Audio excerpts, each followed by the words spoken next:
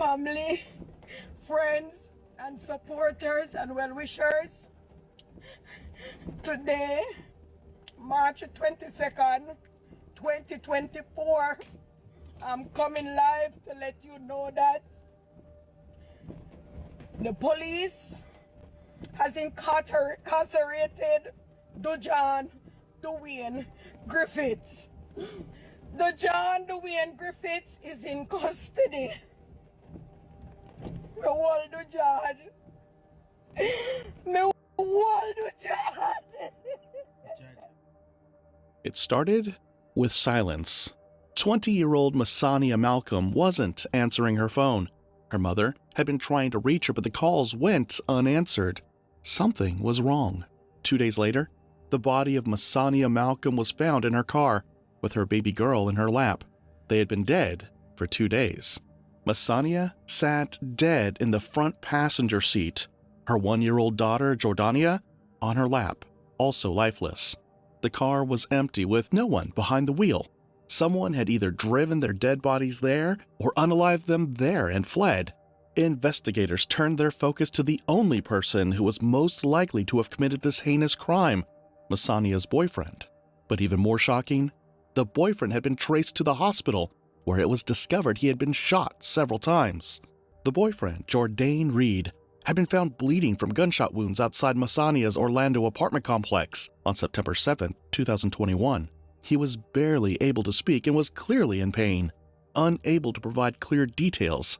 He was taken to the ICU, leaving investigators with almost no information on the case. Due to the nature of Masania's death, the news spread fast, the case quickly becoming a high-profile one. It was 3 years later that justice was served for the mother who had never given up on discovering what had happened to her daughter and granddaughter. And who was responsible for their deaths? This is the story of Masania Malcolm. Before we begin, we would love to extend our deep condolences to the family and friends of Masania Malcolm, and most especially her mother, who had to discover her daughter's demise in the most painful way ever. Masania Malcolm was born to Latoya Reed in 2001 in Montego Bay, Jamaica. While it's not detailed who her father was, she grew up in a family that emphasized strong values and community support. Latoya was a well-known figure in Montego Bay. She sought better opportunities for her family, so she moved to the United States, and shortly after, she brought Masania to join her. The exact timeline of their move is not publicly known, but it is clear that they reconnected in the States, ultimately settling in Florida. Like many large cities, experiences a range of crime. Overall, the city's crime rate tends to be higher than the national average, particularly in areas like property crime and violent crime. Orlando is a popular tourist destination, and with that, crimes such as theft, vehicle break-ins, and other property-related offenses are relatively common. Violent crime, including assault, robbery, and homicide, also occur but tend to be concentrated in certain neighborhoods. However, compared to some other major U.S. cities, Orlando's violent crime rate is more moderate.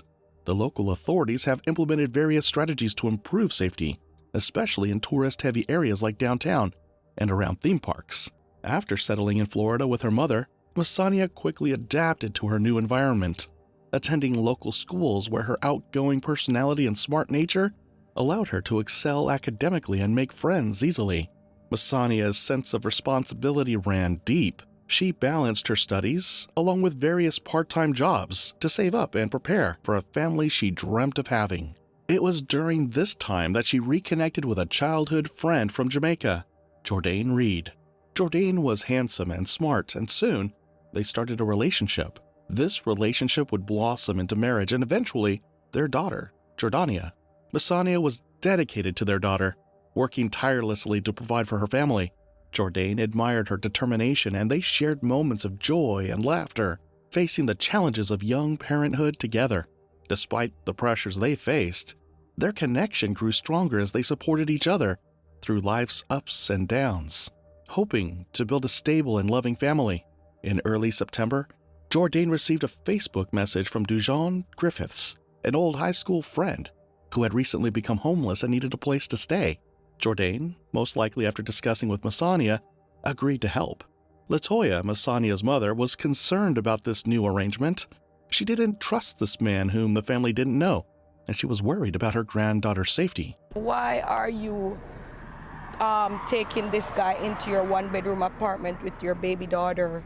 He said to me, LaToya, I knows what it feels like to be homeless. However, after some reassurance from Jourdain, she let it slide, and the couple welcomed Griffiths into their apartment. It was a one-bedroom apartment in Pine Castle, Florida. The apartment was not large enough to accommodate the family, which had suddenly become larger with the addition of this new member.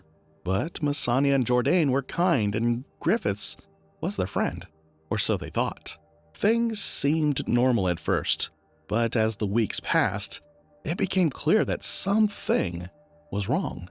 Masania was growing frustrated with Griffiths' lack of contribution to the household. Griffiths had not contributed towards the food, rent, or housekeeping in all the months he had lived with them, and Masania was starting to feel the strain of an extra person in her small space. Jourdain, on the other hand, wanted to continue helping his friend, reminding Masania of when they had nothing and the hardships they themselves had faced.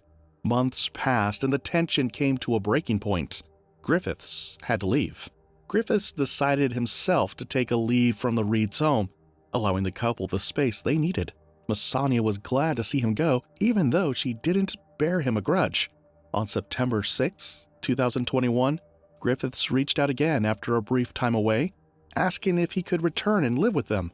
Once again, Jourdain, who didn't want to be perceived as insensitive to his old friend's plight, accepted him back at the expense of his happy home. This return reignited the strain on the small family and the stress between Jourdain and Masania. Jourdain had to make a tough decision: his family or Griffiths. After a long night discussing the need for Griffiths to move on, Jourdain made a choice. The next day, September 7th, they agreed it was time for Griffiths to leave. Jourdain would drive him to the Greyhound bus station and buy him a ticket home. Masania decided to go with them. She sat in the front passenger seat with her daughter Jordania in her lap, while Jourdain drove, and Griffiths sat in the back. Griffiths wasn't happy to be leaving, and the drive to the bus station was tense. The silence in the car thick enough to cut with a knife. Both Jourdain and Masania hoped this would be the last of Griffiths. By the time they realized Griffiths' intentions, it was too late. The snick of the gun was followed at once by the sound of a gunshot exploding from the back seat. Griffiths had shot at Jourdain. Then he turned the gun on Masania, giving Jourdain time to fight his way out of the car, which was now a death trap. In a bid for survival, Jourdain abandoned the vehicle and his family with it, running for his life. He looked behind to find Griffiths chasing after him, still shooting as he tried to finish the job. While Jourdain tried to save his life, a bleeding Masania was still trapped in the car with her shocked child. Masania was possibly even dead before Griffiths, thinking he had unalived Jourdain, came back to the parked car, slid into the front seat, and drove to another parking lot. Griffiths fled the scene. The friendship that had once been a source of hope and support was now a source of unimaginable pain. The act of kindness they had extended to Griffiths had become a nightmare, leaving behind a trail of grief and unanswered questions that would haunt the family forever. Following this occurrence, a concerned neighbor, having heard the shooting and Jourdain's cry for help from behind a bush, called 911, who arrived at the scene almost immediately. Jourdain, already losing a ton of blood, was immediately rushed to the hospital. By the time the police arrived to question him, he could barely speak. He knew his wife's killer, but he couldn't tell the officers. There was even the possibility that he would die with this information. Masania's neighbor was quoted saying, "There's been a lot of cops. They've been circling the neighborhood, looking for the person who did this." As Jourdain was being taken to the hospital, he even tried to alert the authorities that his car was taken somewhere else with his family inside, but the words weren't coming out. He was too weak and was immediately rushed into ICU. After undergoing surgery and minimal treatment, he was able to identify Griffiths as the perpetrator and was able to give a detailed description of him. He gave a description of his Volkswagen Jetta with his family inside, and using GPS technology, investigators were able to locate the car. Inside they discovered a very disturbing scene. Inside the abandoned car were the bodies of Masania Malcolm and her 1-year-old daughter Jordania. Masania had died from fatal gunshot wounds to the face, neck, and hand. Her death was declared a homicide by the officers. In a worrying twist, Jordania's body bore no marks or wounds that might have caused her death. It would be later discovered that she had died from heat exhaustion and suffocation, having been locked with her dead mother in the car with the air conditioner off for 2 days. Given how long they were abandoned, Jordania stood little to no chance of survival. She crawled on her mom and just was there until she passed. She tried to wake her mom. They left her in the car for so many days. They went to school together. She was concerned when Griffith stayed with the couple and even asked her daughter's boyfriend why. Why are you taking this guy into your 1-bedroom apartment with your baby daughter? He said to me, Latoya, I knows what it feels like to be homeless, so I'm gonna help. Masania's mother was beyond distraught when she heard about the tragic event. It was one thing to lose a family member, but losing the entire family on the same night was dreadfully painful, especially given the fact that she had foreseen this happening and warned them to the downsides of situations like this. And she's a baby. She's a baby. God, I can never be the same again. Never. My life is changed forever. Never be the same. A warrant was issued for Griffith's arrest shortly after the bodies were found. He was considered armed and dangerous. Police are now searching for this man who is still on the run tonight. Orange County deputies searching for this man tonight, Dejon Griffiths. Griffiths is a person of interest in that crime, and we have already seen his propensity for violence. This is the worst thing ever, and I hope he's caught. Reed tells us that the couple had been trying to help Griffiths and that he moved in with them in August. She has a message for him. May God have mercy upon your soul. Dejon Griffiths, may God have mercy on your soul. For nearly 3 years, Griffiths remained on the run, evading capture while authorities searched for him. Investigators followed leads, scoured social media for any signs of his whereabouts, and reached out to the public for assistance. Flyers with Griffith's photo and details about the case were distributed throughout Florida and neighboring states, begging anyone with information to come forward. Months passed without any significant breaks in the case, but Latoya, Masania's mother, refused to lose hope when the suspect was still on the run. She needed justice for her family and closure from the pain left behind. In March 2024, 3 years after Masania's death, came a day that would change everything. As Latoya was attending a community event on domestic violence awareness, she received a call that would sharpen her pain once again. Dejon Griffiths had been arrested during a routine traffic stop in Linden, New Jersey. Officers discovered his outstanding murder warrants from Orange County and took him into custody. Latoya felt a rush of emotions: relief, anger, pain, joy, as she thought about the years of pain and uncertainty. The news spread quickly through social media, igniting a wave of reactions from the community that had supported her throughout the years while she searched for her daughter's killer. Jourdain Reed, on the other hand, learned about Dejon Griffiths' arrest through news reports that circulated after Griffiths was apprehended. Upon hearing the news, Jourdain was relieved that Griffiths had finally been caught, but he couldn't deny his anger and sadness as he was reminded of the tragic loss of his family. The long wait for justice had been agonizing, and while the arrest brought a sense of closure, it could never replace what he had lost. Jourdain expressed hope that this development would lead to accountability for Griffiths and provide some measure of peace for him and Masania's family. As Griffiths was extradited back to Orange County to face charges of first-degree murder for the deaths of Masania and Jordania, Latoya prepared herself for the next chapter, which was the trial. She knew it would be a painful process, but she was determined to see justice served for her daughter and granddaughter. In the months leading up to the trial, Latoya became an outspoken advocate for victims of violence, sharing her story at various events and using her platform to raise awareness about domestic abuse and its devastating effects. She wanted to ensure that Masania and Jordania's legacy would not only be remembered, but would also inspire change in their community. Griffiths had been kept behind bars for the charge of first-degree premeditated murder.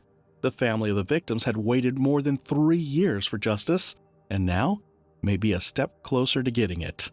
LaToya steeled herself for what lay ahead, knowing that she is not just fighting for justice, she is fighting for her family's memory and for every victim whose voice has been silenced too soon. She has said that she has nothing to say to Dujon Phillips, that she's unwilling as yet to forgive him because she's still in the grieving process. She had been robbed of her family by someone she thought was a friend. Dwayne Griffiths, I'm not in the place where I have forgiven Dujon. I'm still in the grieving process as we speak. I'm still angry. This case has progressed significantly. Dujon Phillips was indicted by an Orange County grand jury for first-degree murder in relation to the deaths of Masania Malcolm and her 1-year-old daughter, Jordania Reed. He faces multiple charges, including attempted first-degree murder for shooting Jordan Reed. The story of Masania Malcolm and Jordania Reed highlights the importance of recognizing red flags in relationships, as initial kindness can lead to danger. Effective communication can prevent misunderstandings and violence, while strong support systems are crucial for those feeling overwhelmed. While nothing can justify the terrible crime Griffiths committed, it raises many questions for our detective community. Why would he suddenly turn on the family that helped him? Was it more than just the tension in the house? Was it envy? Griffiths was essentially homeless, a guest relying on their generosity, while his friend Jordan had a stable home and a loving partner. Could that envy have driven him to act out in such a brutal way? And what about Masania's mother? She had concerns from the start, sensing something was off. Was it just the unease of letting a stranger in? Or did she pick up on something deeper that even she couldn't fully explain? Her warnings raise even more questions. Did she sense the danger that no one else saw?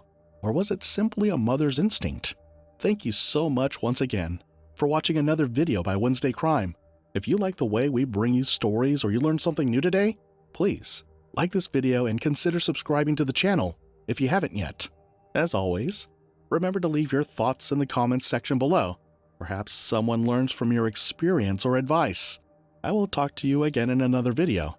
It's bye for now.